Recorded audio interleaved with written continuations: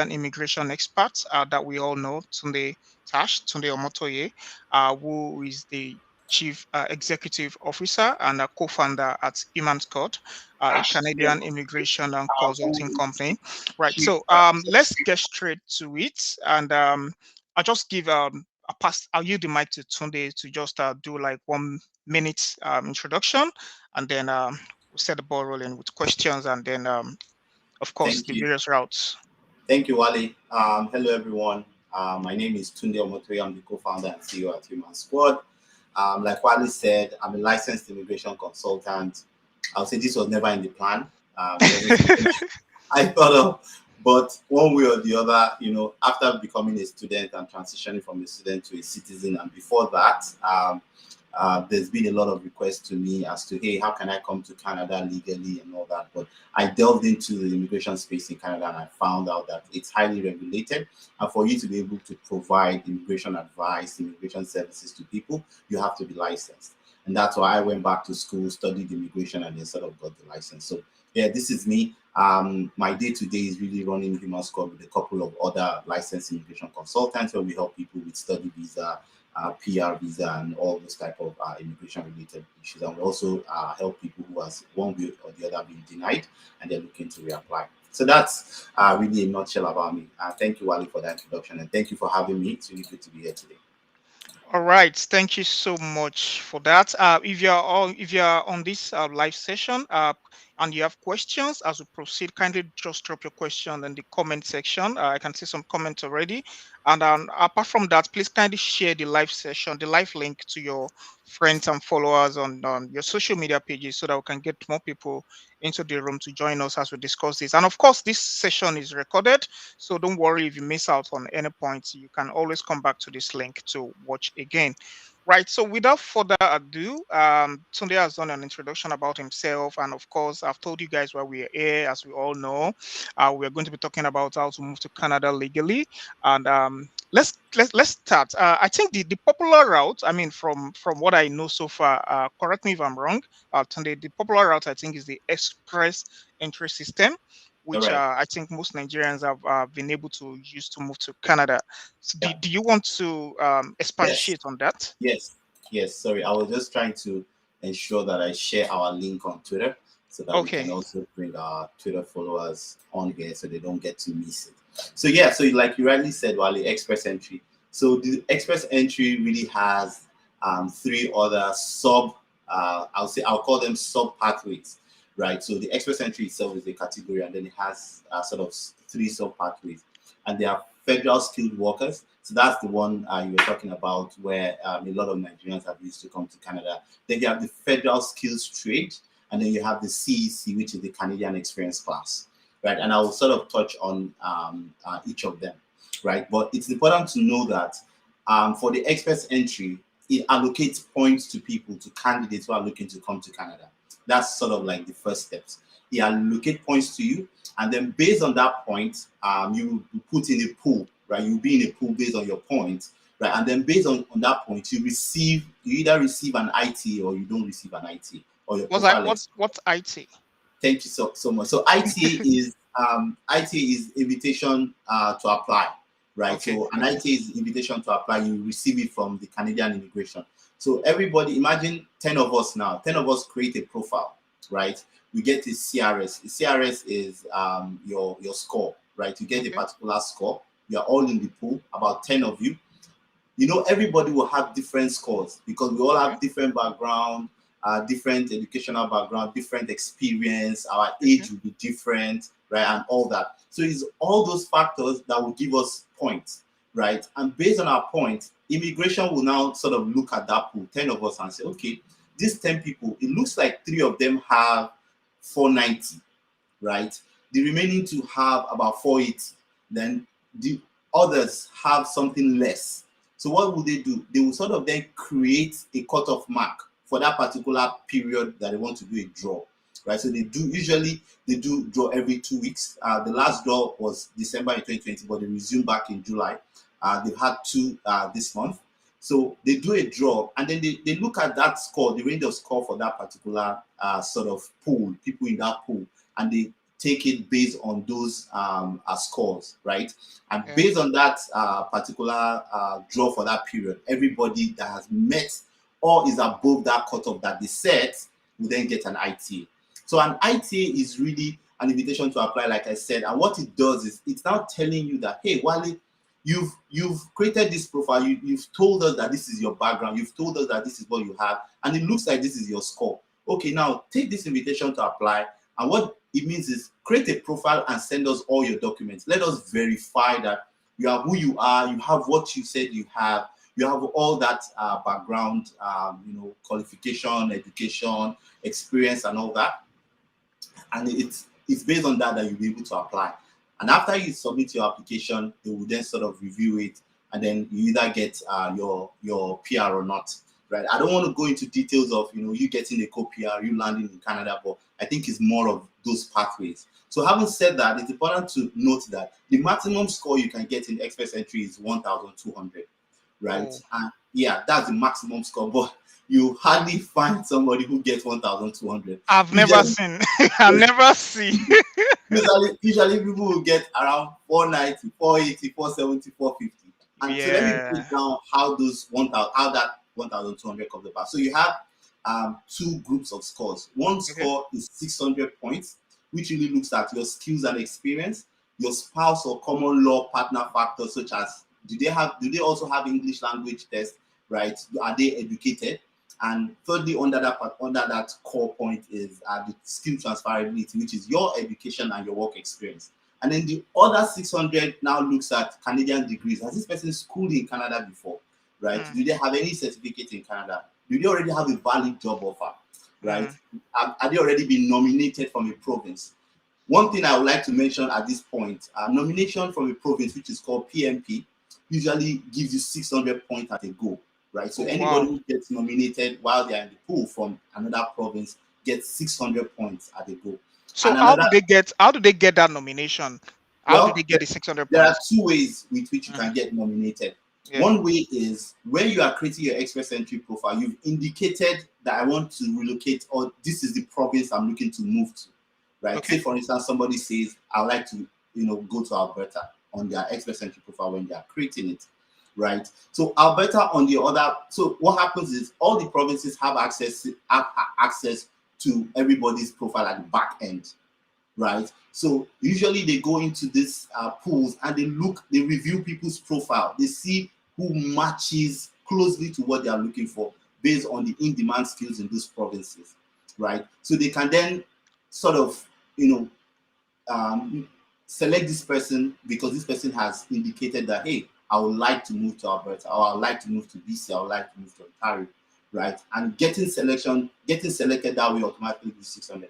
The other way is you actually actively going to the to the province's website, because they all have their own pathways and their own website where they sort of also do, immigration and recruitment for folks outside the country. So if you go to those profile, create your profile, indicate interest, actively engage with them and all that, you can also get nominated, Are right? there Then, links? Are there links to all this? Some of these provinces. Are there links to their website yes, or their platform where yes, people can go to? yes, there are links because they Okay. all have, like I said, every province, the government has done in such a way that every province has, jurisdiction to manage their own immigration, because the goal is really to employ more people to those provinces. They don't want somebody to say, I'm coming to Alberta, and then the person comes to Canada and doesn't come to Alberta. So it's really strategically targeted towards each province. And yes, there are Okay. links. I think I can share those links with you when we are done. Okay. For those watching, I mean, for those links, I'll put them in the description of this video when we are done, so that you can come back to watch the video, and then you're seeing the links as you're watching. Okay, so and then let me just quickly round up on this. I had mentioned three sub pathways under the Express Expression Entry. tree. Yeah. Exactly. FSW is the most common one that we all know. It's called the Federal Skilled Workers Pathway. Usually, what it does is it tries to look for people who have experience outside the country who are looking to come to Canada as permanent residents, right? And the two primary things I always tell people that they always have to do, at least to sort of kickstart their FSW pathway, is IELTS and what's it called, the WES, right? During your educational sort of validation, right? Evaluation, right? So we wouldn't go into what do you need for IELTS, what don't you need for IELTS, because with that it depends. It also depends on your knock. It depends on your background, because each of those sort of knock and those what's it called background also determines what CLB level should your IELTS be. But then the higher it is, the higher your chances, because trust me, it's so competitive. There are a lot of people, in the pool. For instance, the last draw they did, I think it was 542. Right, Oh it came down wow, from 557, which that's was high. which was the first draw they did after December 2020. But then it's also because the pool is now there's now a lot of people in the pool, so they need to The competition strategically is getting tough. sort of reduce that, right? And how they do it is from the top. They just keep scraping it until it balances. I think eventually you balance to about 470 ish, right? I'm not sure it will ever get to 450 again. Maybe around 470, Wow. 465, 475 is where it will be playing later. FST is quite. I would say it has more eligibility factor to it. FS3 Federal Skills Trade. So those are people in the trade, your plumber, your carpenter, all those type of people, right? And how that works is usually they must show a certification or thereabout. I think it's a certification. You must get sort of a certification to show that okay, this person is eligible to sort of provide this particular work, right? And other factors as well. Their own IELTS is not as high as the FSW, but they will also sort of have some sort of English language proficiency that they have to show, right? And the last one is the Canadian Experience class, which I think is sort of all these three, is still the most lenient and quite easy. However, though, you must have paid a particular price for this one before you can qualify for Canadian Experience class. So it's as simple as it is, Canadian Experience, which means you must have gotten work experience in Canada, right? Mm. And this is the pathway that many international students will qualify for eventually. I actually got my PR through the Canadian Experience class when I was done school and then when I worked. So how this works is you are in Canada, you work for 1 year, right? So after working for 1 year, that 1 year experience gives you the eligibility to qualify for the Canadian Experience class, right? Oh, And the good thing for the Canadian Experience class is you don't need to show proof of funds. I know that might sound like, oh, that's so unfair, because for many other people need to show proof of funds, but for the Canadian yeah. Experience class, you don't need to show proof of funds. They just need to see that you have a You have valid, the experience. that you have the experience, and you also have a work that is sort of ongoing, right? That's So regardless if your visa, your current visa is going to expire or not. I mean, as a student at that particular moment, can you be a student at that moment or any other no, type of visa? no. So you must have finished school. Oh, okay, Usually for okay. the Canadian Experience class, folks have finished school and they've gotten the postgraduate work permit. I will still Oh, get okay, into detail with that. So okay, when you okay. finish school, you get a postgraduate work permit in Canada, unlike many other countries where, and I know that the UK has also introduced this Yeah, with UK does that too. post-study Post-study visa. visa, 2 years. Exactly, Yeah. exactly. So for the post-study visa allows people to work, and while they are working, they are gathering that Canadian experience, and it's that Canadian experience that sort of helps them to qualify for the Canadian Experience class. So, and anybody who sort of goes through the express entry, any of these three pathways that I've talked about, will usually also qualify for PMP. It is now left up to the province to sort of either select them or not for the provincial nomination program. Okay, thanks so much. So that's one part that has Yeah, been covered for yeah. the various routes which you can use to move to Canada. This is the Express Entry Program, and under it, like Tunde said, we have the Federal Skill Worker Program, we have the Federal Skill Trades Program, and then the Canadian Experience Class, which is the one you just explained. So if you have questions, I mean, for those watching, if you have questions, please just type them in the comment section. We'll pick them one by one. Let me quickly take today on one question on this Okay. particular route. So now that the pool is getting very tough, right? The scores keep getting increasing every day. I remember you mentioned about 500 or 500 or 600. so, Yeah, 600. That's Yeah. that's the Oh score no, now. sorry, 557. Okay, is that the 557. CRS you're talking about? Yeah, 557. Yeah. Yeah. So how do I, as an individual, how do I, in, I mean, how do I increase my Increase my chances? point. Apart from IELTS, I know it's very good to get high scores in IELTS. Apart from that, there are other ways you can suggest to increase Yes. my points. Yes. There are two primary ways that I can advise people to also look at. Okay. One is the TEF, so that's the French, right? Writing the French. You know, just like we have English, we also have French, Oh, so you right? do two language tests. That you do Exactly. English and French. Oh more. Exactly. You're not gonna be doing Jomapeto Tete. Exactly. If you can do that, if you can, and what it shows is it shows determination on your end. It shows that you are ready to do everything it takes to just keep Yeah. adding points, right? I've seen folks go back to French lessons, French class, just so Yeah. that they can increase their points. So French is one of them that you can sort of look at. Go for There are French tutors out there now, just like we have IELTS tutors. There are French tutors, and it's really about you being able to use or learn that French to pass the exam. It's not It's not because just, yeah. You're not learning it afterwards you might forever. not need it. Hmm. Afterwards you might not need it, right?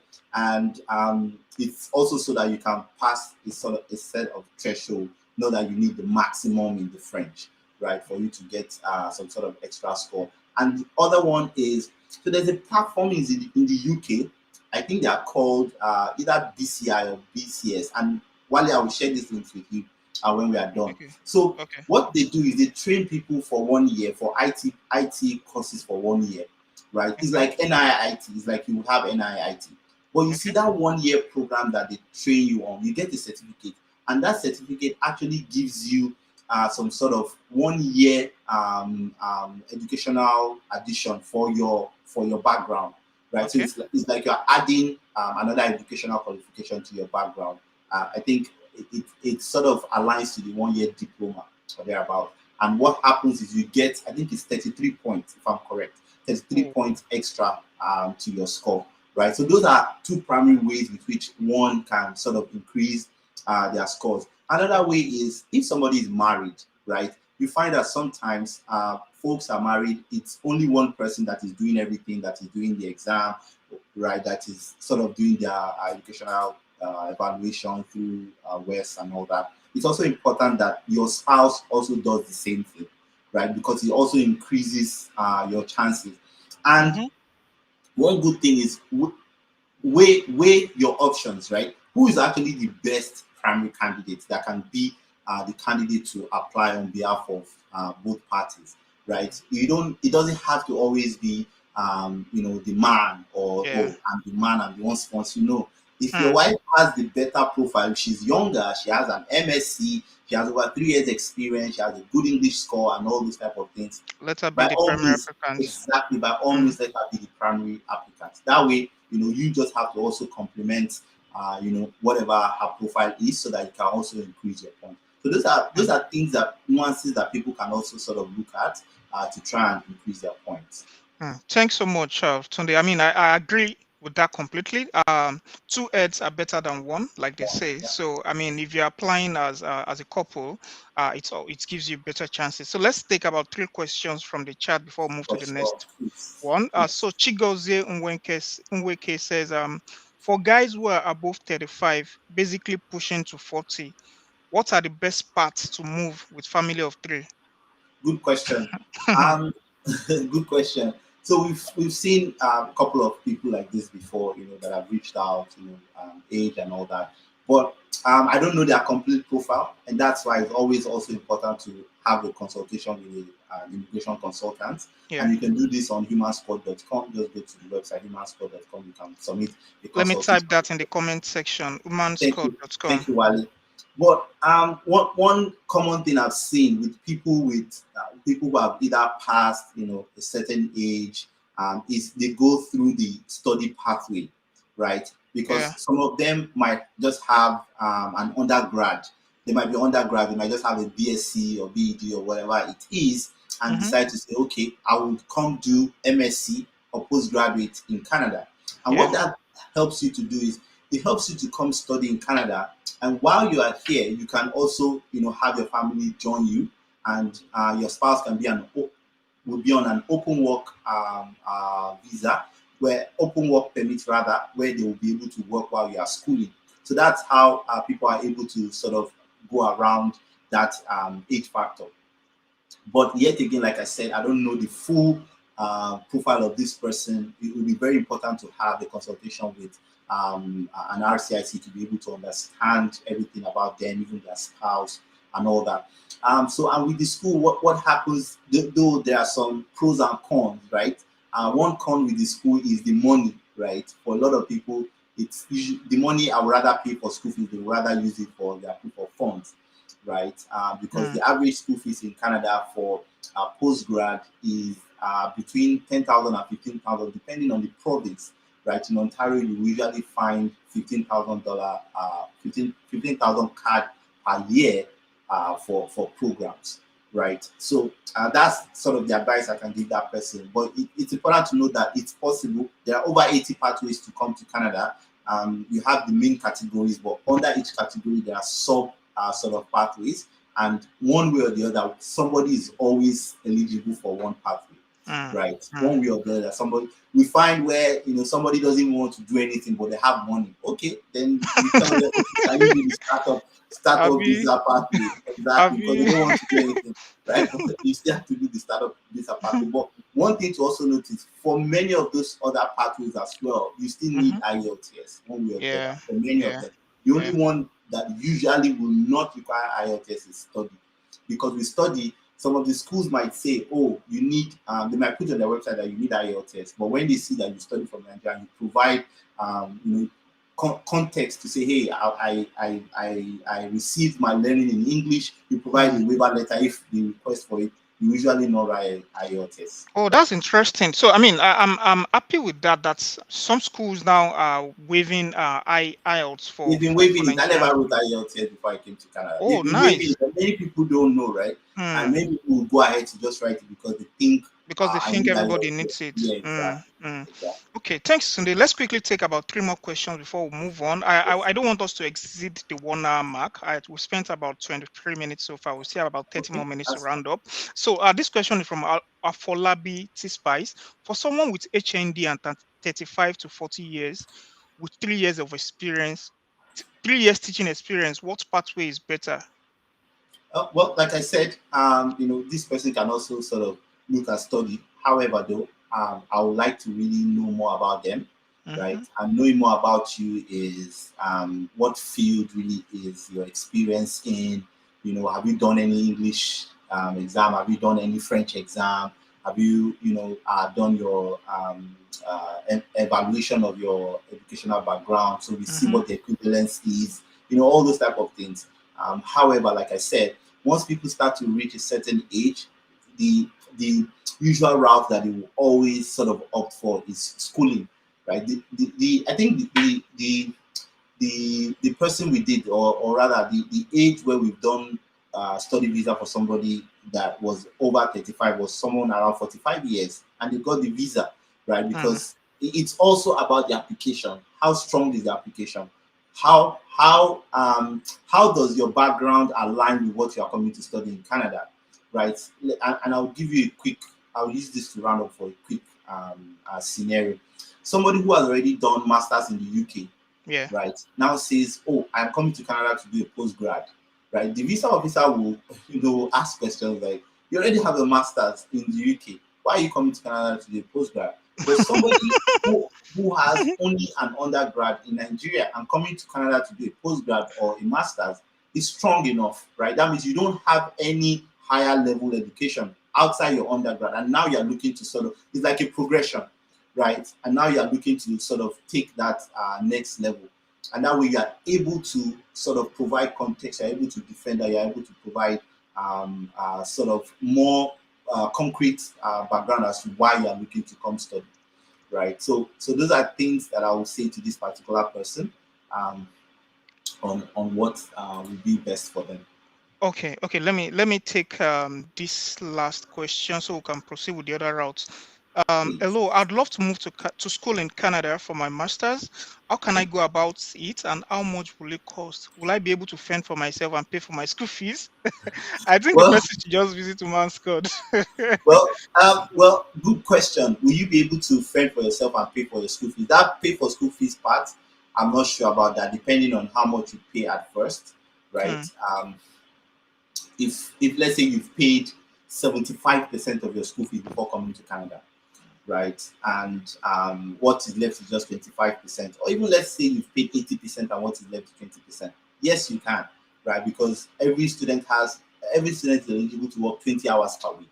And if you work 20 hours per week for 1 year of your program, let's even say your program is 2 years, right? And you've already paid 80% school fees. That means you'll be able to save some money within that period and pay the remainder of your 20%. And the good thing is, many schools actually allow you spreading your payments, whatever is left in your school fees. They allow you doing some sort of instrumental payment, right? They Oh, won't sort nice. of force you to say, "Oh, you have to pay everything at once," Mm. right? They allow international students that, because they also know the financial burden many students face back home, coming here.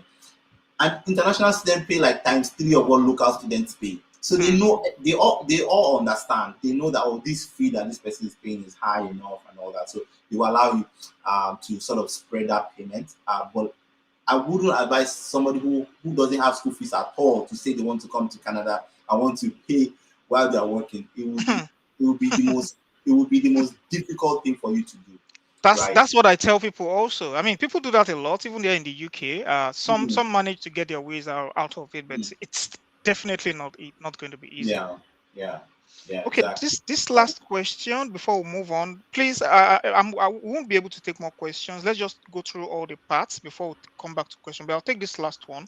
For those who want to travel with their spouse going through the school route, what's the minimum duration for the marriage?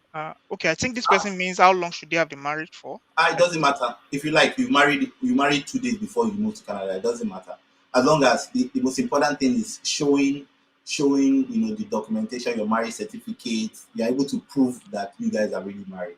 It doesn't Oh, matter okay. how long you've been married. Yeah, yeah. Okay, thanks. So, AA, Adeleke, Ayodeji. So, please, guys, for the three of you, I'll come back to your questions. Let's just proceed with the other route, then we'll come back to questions afterwards. Okay, so today, let's quickly go to the other routes. Okay. Let's see if we can finish this in another 30 minutes. Okay, no problem. So I'll quickly take the family sponsorship. So the family class pathway is really for people who are already here, and it's for people outside Canada who are family members in Canada, right? So maybe, for instance, your wife is in Canada, she's a PR, you are outside Canada, she can sponsor you to Canada, Oh, right? Or yeah. So the family class, what Canada is trying to do with that is to help people reunite with their family members, mhm. right? And for parents, as you can, before we could sponsor parents, but there's a program, it's called the what's it called now, I think it's just called Parents and Grandparents Pathway, under this family class, but it's not open to the public anymore. So they usually do what they call, it's like a lottery. So they Okay. ask people in Canada to submit interest that they want to sponsor their parents or their grandparents. So they do, it's just like the express entry pool also. So they do some sort of, I don't know what criteria they use, and then they select a few people and tell them to sponsor their parents and grandparents to join them in Canada. However, though, one thing that they've allowed is, because everybody cannot have or they can't select everybody to do the parents and grandparents sponsorship. They allow people to either bring their parents or grandparents to visitor visa, and they can get, usually they get the visa up till the end of their passport validity. You also have something called the super visa, which is 10 years visa for your parents or grandparents when they visit you, and they can stay also, and now they've even changed it. Before, you could stay 2 years at a stretch, but now they've done it to like 5 years at a stretch Oh, if your wow. parent or grandparent has super visa. Although the thing with those visa is you can't work, right? When you have it's still seen as a visitor visa. Usually they can't work, Okay, okay. right, It's when just they for an come. extended period, just an Exactly, and extended period visitor exactly, visa. exactly. But for the other one, which is sponsoring your spouse to Canada, when your spouse comes, they actually will be able to work, and most many they will actually join you as a PR as well if you are a PR, right? So that's the other pathway. Like I said, I'll run through this quickly. The other one is the study visa, which is the most common, right? Yeah, Which that's this is the third part we're talking is the about. third part, yeah, which Okay. we've sort of touched a little bit. So Mm-hmm. the study visa, that this is how I came to Canada. It's one of I'll say the most common pathway, like I said, and it's good because it affords you the ability to school in Canada. You learn about Canada, the system and everything. You will gain educational qualification in Canada, and with study visa, if you do more than 8 months program, you get a 1 year post study visa when you are done school, Okay. right? If you do 2 years, you get 3 year post study visa. Oh, so you mean if your course is 2 years course, you get a 3 years post-study visa, Exactly. Exactly. which allows you to work in Canada. In Canada. Anywhere. It's an Mm, open work where you can work anywhere, right? okay. And the last one is if you do a master's program that is 16 months without any break. So you do a program that is 16 months, no break in between. You didn't have to maybe take 2 months break, 3 months break before the program is started or anything. That gives you 3 year post study visa as well. Oh, nice. Exactly. And what now happens is when people now get this post study visa, they now sort of get job in they start working in Canada. And while working, they now get the experience that is able to help them go back to that express entry that we talked about, the Canadian experience pass. Okay. They now Right? go through the Exactly. Canadian experience part. Oh, Exactly. They now go through the Canadian experience pass. So for study, there are a lot of things you need to look out for study. One is important to get admission from a DLI. So a DLI is Designated Learning Institute, right? When you get admission from a DLI, it helps you to get a post study visa when you are done. If you don't school in a DLI, you will not get post study visa when you are done, right? oh. So it's important to ensure that How wherever you are how how how do people know? How are they able to doing, ascertain all of this before it's starting? it is very easy. So Canada has helped us in such a way that they've created platforms and websites for many of these things. So there's actually a place on the Canada.ca website, and I'll share this link with you while as well, where you Okay. can go in. There's already a list of all the DLIs, and guess what it does? It also puts in the names of those that are not DLIs. So when you search a school, it tells you if you are going to get a work permit or not when you are done schooling in that school.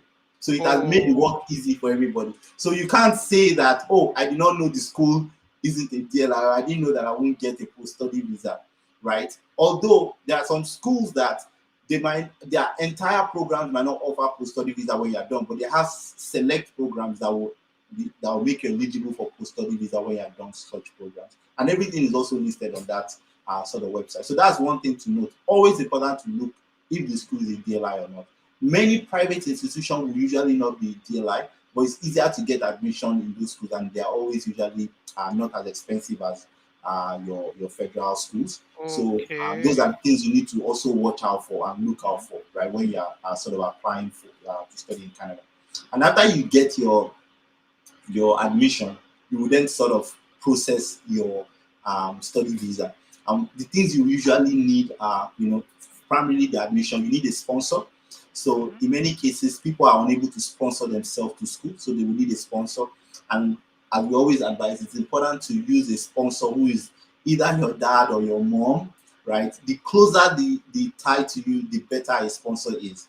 If you are using a sponsor who's a long distance relative or my uncle, brother, sister, uncle, aunt, it doesn't, it's always hard, right? Or a friend or things like that. The only way to go about that is you get a gift deed from Mhm. somebody who is not your dad or mom to show that, hey, I've assigned this particular amount of sponsorship money to this Mhm. person who I'm sponsoring to go study in Canada, right? Mhm. So that gift deed signed by a lawyer, notarized, also is also very important. And aside from that, you also have to sort of, anything you can provide from your work experience, how your educational background, your previous educational background, or your current work experience aligns with what you want to come study in Canada, right? How they tie together. You also have to provide your own personal bank statement of account. If you are working, it's important to also show that I also have some money, for myself. Mhm. Um, your passports. You have to do some digital photos as well. Your biodata. You have to fill some forms. They have some study forms that you also have to visit. And for study visa, is cheap. It's quite cheap to for study visa application fee to the Canadian government is 150 Canadian dollars, Okay. and you pay biometric fee of I think about $85, right? But aside from that, though, if you are now using say an RCIC to help you put your application together and submit and represent you, that's another fee that you have to pay them depending on Okay. That's what apart from the school. That's apart from the school fee itself. exactly apart Mm. from the school fees itself. Okay. Let It's me. all yeah. Sorry, let me just quickly say it's Yeah. always also advisable to pay at least your first semester fee before you submit your Before you. application. It Okay. makes your application stronger. Yes, because they will see that this one is truly ready to study. Mm. Exactly, exactly. Okay, let me quickly ask this question. So what's the settlement part like for students in Canada? Because I know in the UK, here in the UK, after your study, you get 2 years post-study visa. Okay. However, the 2 years post-study visa in the UK doesn't count to your settlement part. It is when Oh, you are now done with your 2 years post-study or during your post-study visa, you are able to get an employer that will give you sponsorship visa. That's tier two. oh That is wow, when your settlement route starts counting. wow, And that's after 5 years. After you work for 5 years, then you're now qualified for the wow, ILR. That's indefinite leave to remain. Then your wow. citizenship. So that's if you check that, spend 1 year in school, 2 year Yeah, post study visa, that's 3 years plus 5 3 years. years tier two, that's Wow, 8 years. 8 years. Yeah. So what is it like for for Canadian schools? I mean for student visa. Well, I wouldn't say that long, Mm. but it's something similar. So first, you are done with school. Let's say your program is 2 years. You Yeah. are done. You get a 3 year post-study visa. We call it Okay. postgraduate work permit, by the way, but I'm just using post-study visa, given that Yeah. Yeah. it's easy to sort of associate with. So you get that post-study visa of 3 years. Now you work 1 year. So remember that you've gone to school 2 years. You now Yeah. work 1 year. Yeah. So That's after three you years. work that 1 year, you are now eligible for Canadian Experience Pass, right? Okay. Let's Okay. now assume that it's the fourth year that you get your PR through the Canadian Experience Pass. So you become a permanent resident in your fourth year, Oh, are right? you serious? Exactly. So, and the thing with permanent residence is after you become a permanent resident, you can now you are now eligible for citizen after 3 years of being a permanent Of resident. being a P. So Okay. that means Okay. 4 years is done plus 3 years, so that's That's seven seven. years. That's even Exactly, shorter than the UK. Apart from exactly, being shorter, is even shorter because after your study, you definitely get your 3 years, and exactly, within 3 years, just work 1 year, and then you're qualified. Wow. exactly. And Okay. that's actually Okay. how I also sort of qualified to becoming a citizen, right? For me, I did Wow.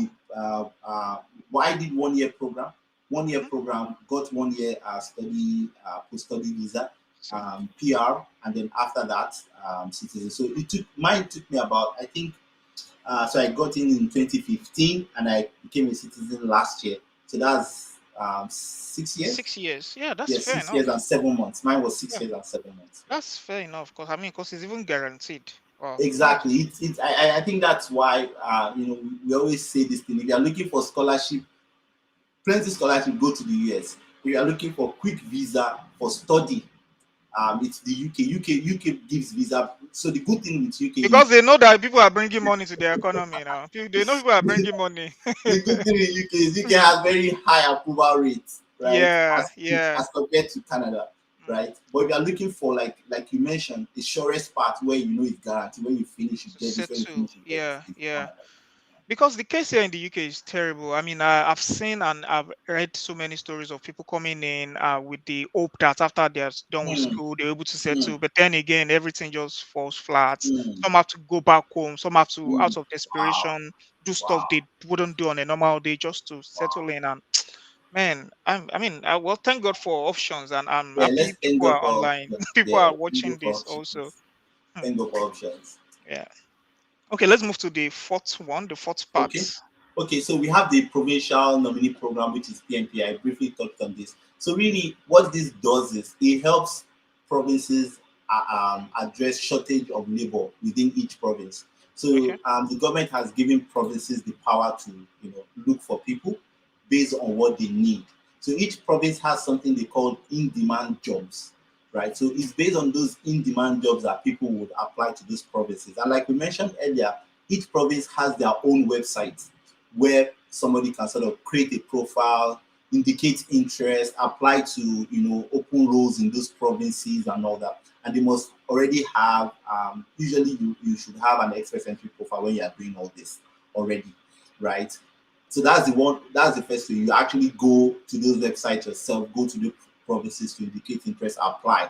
The second way is you indicate interest to these provinces when you are creating your profile and when you are sort of submitting your express entry profile. And what it does is when they are sort of reviewing people who have indicated interest to them, they review to see okay who are sort of the best people that have shown interest to us, and they sort of nominate them. And what that does is when you get nominated, you get 600 points automatically added to whatever you already have before, Oh, wow. right? Exactly. So it helps to increase your points. And from Alberta to BC, Newfoundland and Labrador, Ontario, all of them, everybody has their own provincial nomination program that they sort of, and they sort of carry on. And with each provinces, they now have sub pathways, and that's why I say Canada has like over 80 pathways, right? Because if you begin to break them down, so Alberta would have something about skilled workers. They will have something about people who are not skilled. They will have something about students. So all of them will have those type of Different pathways. different pathways. So it's now left to the person to sort of sit down. If I was outside Canada and I wanted to move to Canada, you know what I would do? Yeah. If I tried the study, I've tried the express, the FSW and all that, I see that my chances are not high. You see this provincial nomination program, you see these different provinces. I will just take maybe 1 week is for this particular province. I just want to keep going. Let me see what they need, what they have. And if I at any point see that there's this in-demand skill that I have that they are looking for, or maybe I'm a human resources professional and I see that they say they are looking for HR professional who have this, and I see that I meet it. Guess what? I will make sure that that week I sit down with it and apply. Apply. Right? Go Yeah. to another province, do the same, keep doing it that way. And before you know it, every day we see on YouTube, and these days people don't even people are really helping each other. You see With somebody lots doing of YouTube, information. yeah, Yeah, somebody exactly. Exactly. transitioning from Nigeria to Manitoba, transitioning from Nigeria to Alberta. So it's happening, it's working, it's happening. People are doing it, right? It's really just putting in that time and effort to say, you know what, this is what I want to do. But so that's really the brief details about the provincial nomination. Knowledge is power, truly. And thank God for people like you that are dishing out Thank you, free Wale. and relevant information out there to help people, because most of these things some people don't even know.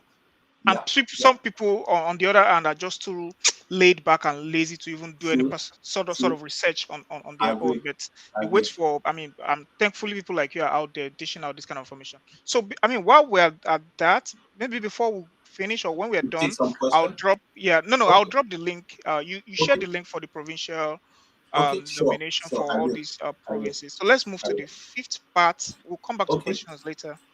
Yeah, so quickly also the LMI work visa. This one is hard. It's hard because LMIA work LMI, visa. Okay. yes, LMI work visa. The reason why I said it's hard is because, excuse me, for this one, you need a job offer first, right? Okay. For us to even start talking, before Canada begins to talk with you, you need a job Visa. offer. Oh, So job offer. the Okay. job offer, rather, sorry, the job offer, what it does is you get a job offer, then your employer will apply for an LMI through Service Canada. So the LMI is really to show, and what they will do is for the employer, they will have gone through various steps before they can even apply for an LMI. So what LMI really does is that I'm employing this person from outside Canada because I cannot find somebody in Canada to do the job. Mhm. How easy is that? Now, Because they will the, tell you the whole of Canada, you can't find someone to do this thank job. you very much. And you will find that most times, folks who get LMIA are either non-conventional jobs or jobs that has to do with some sort of language requirement. I'll give you a Okay. good example. I, Babatunde Omotoye, I set up a restaurant in Toronto. It's called maybe the Nigerian Corner. I just Okay. just pulled that name out from here. The Mhm. Nigerian Corner, Yeah. and I need a business representative Mm. who would speak with all the cooks in the Nigerian Corner. The business representative has to know how to speak Yoruba, has to know how to speak Okay. Hausa, and has to know how Okay. to speak Igbo. Now, tell me, how do I find somebody like that in Canada? In It Canada. might be very hard because most people will not even, first of all, in Canada, want to work in my restaurant. They Yeah. are also trying to get their own career of working in corporate Mhm. Canada, working in the big fives and all that, working in the big Yeah. companies, right? So where do I look for this person? I have to look outside Canada, and that's where the LMIA comes in, and that's where I have to put out the post, ensuring that. So with the LMIA, you have to show that you put out the post, you are unable to employ somebody in Canada, and then you extended it outwards, out there, Okay. right? Exactly. So I look for somebody, I find the person, they apply, I find that this is the person. I submit an LMI request, I get it, the person submits a work visa application, and then they sort of get it, and then they are able to move to Canada. So usually it's, and that's why for many people, I always advise that it's good to use recruitment agencies who sort of look outside Canada to hire for companies, because Mm. many companies also, when they are unable to fill roles within Canada because of some of these, one of the example which I gave is language, they use these agencies, these international recruitment agencies, who sort of help them to look out, right, to attract this talent. I've done a thread a couple of times about um, platforms or agencies that specifically look outside to hire people. But for the LMI, that's really how it works. Okay. Okay. I mean, that's pretty much that's straightforward. So let's move to the next one. The sixth Okay. type, the sixth part. Yeah, this is my most favorite part, the startup visa. Startup visa. So yeah, so with this, I see that a lot of folks are already using this one already to come to Canada, even from Nigeria already. So the startup visa is usually for people who have startups, who have companies back home. They're looking to move to Canada with their business. Mhm. Although you must have a qualifying business. So, and a qualifying business usually has some sort of eligibility criteria within that. Okay. It must mean that your business is registered in Canada. So people usually will have to register their company in Canada. It must mean that the founders, I think there's a sort of equity share that you must show that you all have. I think it's more than 50% or so as the founders Okay. collectively, right? So it has those criteria that you must look at. But in many cases, people already sort of people would qualify for their business will qualify for it, other than them registering in Canada. So they will sort of register in Canada, and they must also be able to indicate that their business will be situated in Canada, In right, when Canada. they move to Canada, right? So those are like the what's it called, the qualifying factor. And the other thing is you would then need to get a letter of support from three different people, either not all, Okay. either Okay. three, Either of the three. either of the three. One is a venture capital in Canada. You Okay. must be able to get a letter of qualification from venture capital, and this letter of qualification will also come with some sort of funding promise. For the VC, they must be willing to do 200K into your business. For Oh the wow. angel, so the second one is angel investor. They must be willing to do 75K into your business. Oh And wow. then the last one is incubators, business incubators. So business incubators must be willing to take you in to their program. But it's important to know that it's not just any VC or not just any angel investor or not just any business incubator, right? It's the ones that have been approved by the government, because the Wow. government also has a list of the ones they've approved, right? So if it's outside those lists, then sorry. They're So, and nothing for that's you. why, yeah, you see a lot of people already getting accepted into one incubator or the other. There's a popular one, I don't want to mention them, but they are now really big on startup visa. They are really pulling a lot of Nigerians, businesses from Nigeria, moving them to Canada. I was at a conference in Toronto last month. It's called Collision. There were Collision, there were yeah. about there were about 10 Nigerian companies there, and I do know that eventually they might be looking at sort of this Startup route, visa. Hmm. exactly, which some of them are already have started already. Although with the startup visa, you still have to also do IELTS. There's also language requirements Okay. involved, and there's also sort of you have to also show some sort of money, proof of For fun. funds, Okay. exactly, proof of funds, and it's also different from your PR proof of funds as well. So that's like the overview of the startup It's visa. like this. It seems like this one is capital intensive. It is capital intensive. It is Mm, capital intensive. But then majority of the, I think where the capital issue might come from is the proof of fund. Because if you get funding from a VC or you get funding from an angel investor, then there's no problem, right? It's yeah, not yeah, your money; they're the ones giving it to you, right? yeah, So yeah. yeah, exactly, exactly. Okay.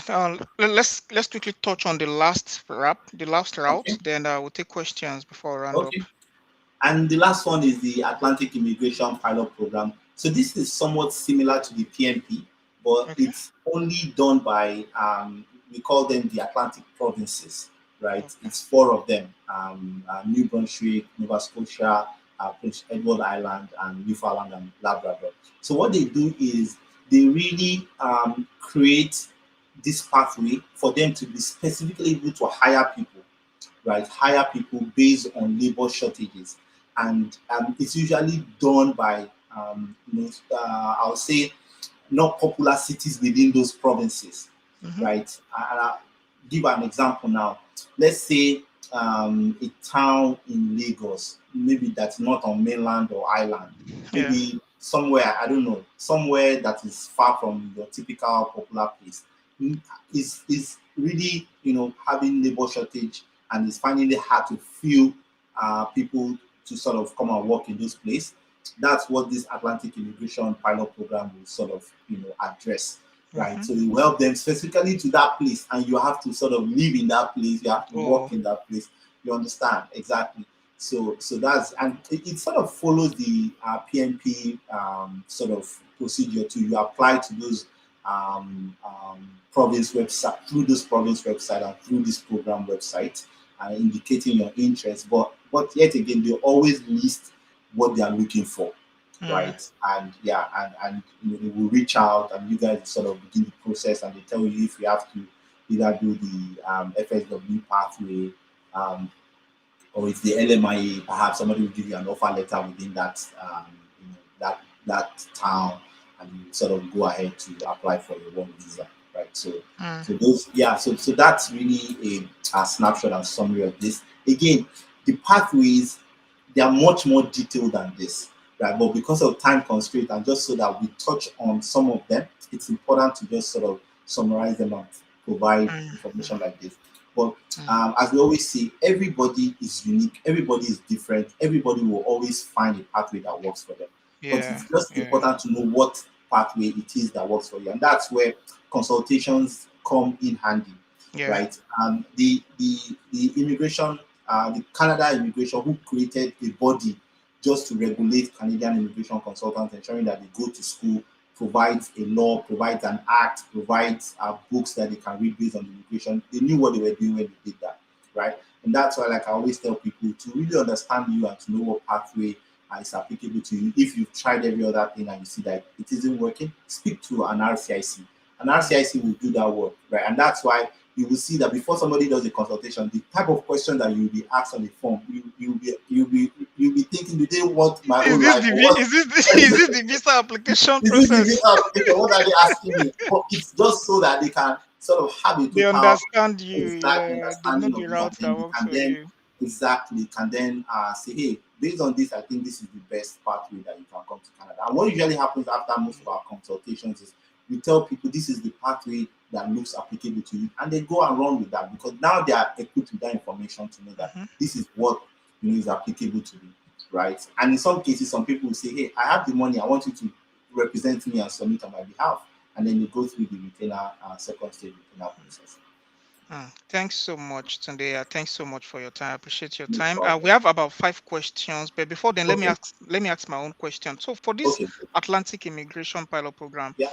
what is the uniqueness of these cities? I mean, what is there any distinct in these cities? Why are they set aside for this program? I mean, New Brunswick and Yeah. Nova Nova Scotia, Scotia. Yeah. yeah, Prince Edward and Newfoundland. Why these cities? Why not other cities? Well, because first of all, Canada is divided into provinces, Okay. regions, and all that. So Mm, this is the Atlantic province, and there are four of them, right? okay. You Okay. have, I think, 10 provinces. I'm forgetting my Canadian general knowledge. I did it before my citizenship exam, but You don't Canada, forget. forgive me, forgive me.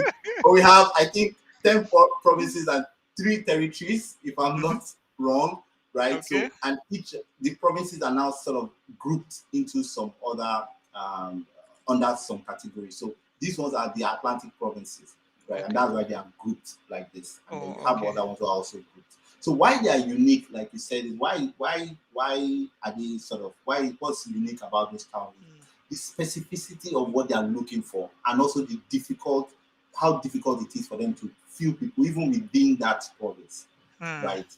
And it's really just giving them the power to create sub profiles under your typical PMP, right? Because some might not be able to fulfill or fill people through that PMP because the PMP is more like high level, and this is going into more details, right?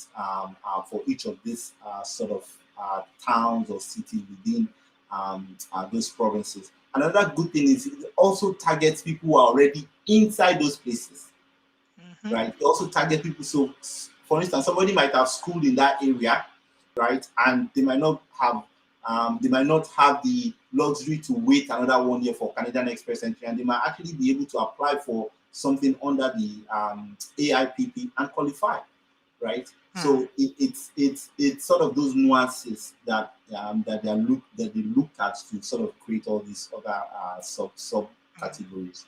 All right. Thanks, Sunday. So we have about 3 minutes. Let's see if we can take all the Oh, questions in for three sure. minutes, but I doubt. We have about No six problem. It's questions okay. now. We can If take you those can questions. take 1 minute each for each of the questions, so we'll round up in Okay. 6 minutes. Okay. So the first one is I heard IRCC look at two major factors for study visa. I Mm-hmm. don't have travel history, but I have the funds. Oshe Spender, what Nice. are my chances for a study visa getting approved for an MSc? So this That's a person good doesn't have travel history, travel but he history. has money. That's a Yeah. good one. Yeah. So travel history is one thing that they for sure look at. It's not a. I wouldn't say it's not a deal breaker. I never traveled outside Africa when I applied for Canadian study visa back then. I only went to Ghana. Ghana was the only place I went, and I went for 2 days. That was the only thing I had on my passport when I applied for what's it called, study visa. So for some people, when they talk about travel history, they're always thinking of, oh, I haven't gone to London, I haven't gone to America, I haven't gone to Russia, I haven't gone to Europe. No, you don't need to. It's not about those places, right? It could be your Togo, it could be your Benin, it could be your Ghana, like I said. It could be Kenya, it could be Ethiopia, and it could be Dubai, right? But what travel history is showing that this person has been able to leave their country and go back to their country without staying or overstaying in such countries. That's what they are looking at.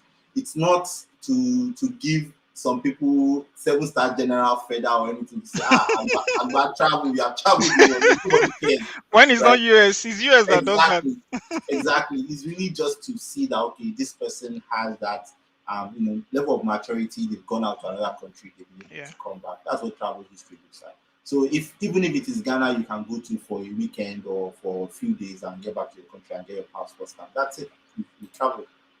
Mm. Okay. All right. Thanks for that. Today.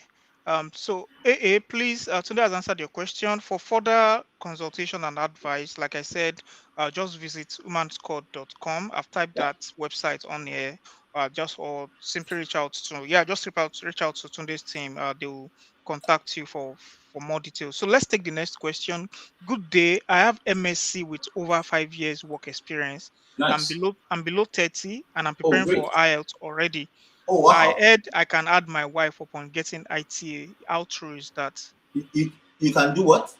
I can add my wife upon getting No, ITA. not upon getting IT. Before you get IT, add your wife as no, as your spouse. Add her to your application. So not until you get your IT, Mm, right? So when you are creating your profile, they ask you those questions: Are you married? Blah blah blah. Add her to that profile. Not until you get your IT, because when it's post IT, it means it's only you that is submitting your application. Anything you didn't indicate on your profile before you got your IT, you cannot it add won't it. count again. Mm, Exactly. So that means you have to start all over again. So add your wife before you while you are creating your profile. And another good advice I would give you is why is your wife not also doing IELTS with you? let her also deal with you, increase your scores for both of you. Okay, okay, thanks. That's straightforward. So let's take the next question. Ayo Deji, for starters, aside from the schooling route, is it possible or is there a route for tech professionals? Mm, Yes, yes, good question. So there's actually Ontario, and that's why I said the provincial nomination program for each province has sub other pathways. Ontario has this tech pathway, and I've not really read or delved into it so much, but it follows the normal express entry pathway. But you must also have tech background to be able to apply under that Ontario tech sort of program. So I would advise that some that person should look at the Ontario Tech pathway under the Ontario PMP, and I will also share the link with Wally so that someone that person can look at it. It's not like your Tech Nation visa for UK though, mhm. right? It's this one is still under the Express Entry program, but under the Ontario what's it called PMP. You now have that um, um, tech pathway, so to speak. But I'll share more details with Wally after this call. Okay, let's take the next question. Abdul Latif Fajoye. Hello Tunde, hello Wale. I would like to ask, does tech certificates also boost one's score while applying for express entry? Yes, yes, I mentioned that earlier when we started. I mentioned the platform in the UK, and though you Mm, can do remote program with them where they provide 1 year program for you for yeah. technology, and that gives you additional of 3 points because it's seen as a 1 year diploma, right? And it's not just it can't just be any tech. It's like you doing 3 months on Coursera and thinking it will give you scores. It won't, right? These are accredited sort of platform. And that's why I said it's like NIIT. Anybody who's in Nigeria who knows NIIT will know what I'm talking about. So the organization is called, I think, either BCS or BIS. Sorry, I can't recall right now, but I'll share that detail with Wale upon um, this live session. Okay. Okay. The next one is Chigozie Nweke. Really great time, Tunde and Adewale. I learned a lot. We go see for woman's squad. Thanks. Okay, that's just a comment. Thank you, thank you. Okay, the next one is EPGs. After studying in the UK, how do I move to Canada and get PR? Ah, Like every other person does, you do express entry, IELTS, just like every other person, you do you West evaluation of what you studied in the UK, right? So you being in the UK is just that you're in another country, but you are still doing the same pathway, right? So there's no special pathway for people in UK coming to Canada, right? So it's like you're outside Canada and you're trying to come to Canada. So it's the same way every other person do the express entry. okay, okay. So this next question is from Sakome Joe. Let's say I have a total of 5 million naira. What are my chances of studying? Let's say I have 5 million. I want to study in Canada. What are my chances? 5 million naira. Let me Yeah. calculate that. How much would that be in Canadian dollars? Uh, Let me just say convert card to naira, and I'm using and I know that the rate is even higher than this. Um, so, and you say you have 5 million naira, right? 5 million naira. 5 million naira, 3, 4, 5, 6. That's 15,000. That's 1 year. That's one year School program fees. fee, school Mm, fees exactly. In somewhere like Ontario. So that's just your school fees. Now we have to talk about your sponsorship fee, right? Your sponsor fee. You have to talk about your own savings. You have to talk about Fiji. mm, We have to talk about accommodation. We have to talk about all those things. So additional to your 15K, depending on the length of your program, you should be looking at least an average of another additional 30K, right, mm. to show as proof of funds, right, based on you know um, how long your program is, and just so that to cover your accommodation, feeding, and all this type of thing. So that's what. But it's a good start, I would say. I wouldn't discourage this person. It's actually a good start. Mm. Okay. I mean, I've even replied the person to consult with Uman Scott Yeah, so, for further thank you. advice. The next question is Ofonime Ekong. Sorry if I didn't pronounce that right. Tunde, please, what will you advise about student loans? Can you advise someone to take a study loan to study in Toronto, Vancouver, or Victoria? where the cost of livings are very high. Exactly. That's what I was going to say. Why are you even visiting those places in the first place? The person has answered to his own question already, self. Exactly. But for student loan, I don't know yet. I'm not still at a my spirit hasn't gotten to a place where I can say it's good to take it because I didn't take it, right? And I always know the pressure that those things can always bring. And that's why for us Africans, we're always glad that our parents are able to pay our school fees, Mm-hmm. when we were in school, when we went to school, and we paid it once without owing. Because what student loans do is you are done with school, right? And now you start working, but you are working for someone else. And then you now need to start paying gradually, right? While you are working. The only thing is just that for many people, that's the only other thing they have to fall on, right, or fall back to for funding, right. So I really can't say go for it. I really won't say don't go for it because yet again that might be the only option. Mm-hmm. It's just that for me, I always look at the aftermath of done school. The psychological attachment to paying somebody else when you are working.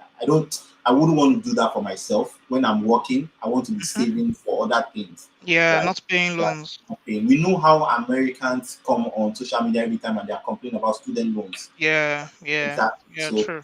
that's just my take on it for now. Okay, thanks for that. So the next one, Oloniyo Victor. For the work visa pathway, what's the ease and process to attain PR status and ultimately citizenship? I think we talked about that already. Yeah, we talked about that already. Let me just say, please listen to the, just rewind and listen. We mentioned that already. Okay, so I think I have one last question. Okay. Please share the link for the firm that gives valued tech training and certification. Okay, I think you mentioned Okay. something like Yes. that. Yes. I Yeah. will. I will. I will. I will. I worked with them last year as well, so I know. I know. I know. I'll just sort of look for it and share that. Okay, so these are all the questions, and I think it's only fair to let you go now. We spent more than 1 hour already. Thank you so much, That's fine. Tunde. I appreciate you for Fine. taking out time to do this, and Thank you so like much. you always do to share information with people. I really appreciate. God bless you, and all your heart Amen. desires will You be too, Ali. granted. Amen. Thank you Amen. so much, and Thank you so much. I do hope you enjoy. I know it's what time is it there now? I hope you enjoy. 12:07, Oh, 12:07 p.m. oh, Yeah. okay. Please enjoy the rest of your weekend and my Thank you regards to so much. family. Thank Thank you. My you, regards as well. guys. Thank you, everyone. Thank Yeah, you so thank much you. for Also. joining. Thank you so Thanks much for for that. joining us. Thank you, guys. And check the video description after this video, after this session for more details. We'll add all the links and Yeah. do share with people in your network also. And I'll see you Thank guys you. in the next video. Bye. All right, then. Bye.